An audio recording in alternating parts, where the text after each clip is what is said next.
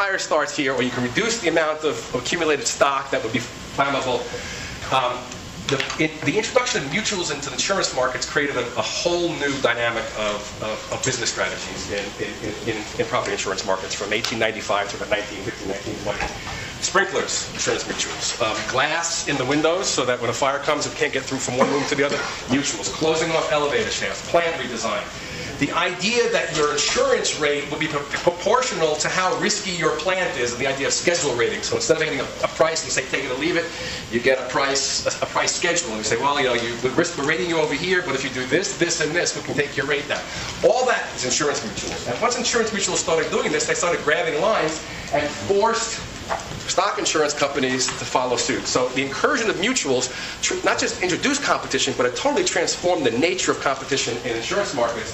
From scrambles for competition, scrambles for premiums, just to grab the money, who cares about what the costs are, to actually competing by engaging with your policyholders in how to improve your plant layout and how they can actually reduce their loss costs. And burning rates go down. You can see the burning rates go down. The final piece of this is regulators got this. The insurance rate regulation story is a story I can tell you. I could spend another 15 minutes on this. I wouldn't.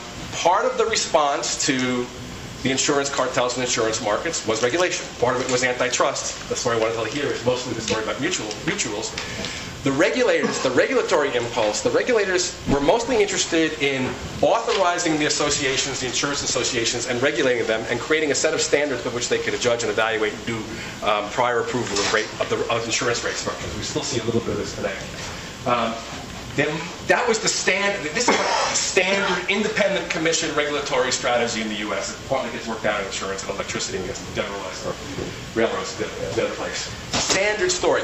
Regulators also understood, though, they hedged their bets. They said, we're not just going to regulate and try to do the stock corporations, try to create a regulatory system to control the stock corporations. We're also going to promote the mutuals. So they combined the strategy, the deliberate strategy of state-sponsored mutuals, to combine it with the regulatory strategy as a mechanism to increase regulatory capacities to realize the gains of consumer protection, economic development, with fair and reasonable rates, without having to build necessarily an additional part of the regulatory state or worrying too much about capture, which was an issue in these cases, but not with the insurance mutuals. Okay, so the basic punchline is simple.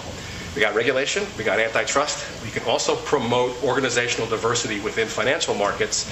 And it's a strategy that's modern. It builds upon what we've done in the United States. It builds on examples elsewhere.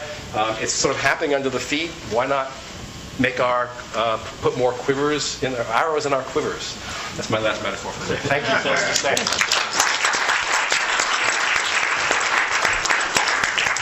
Thanks so much.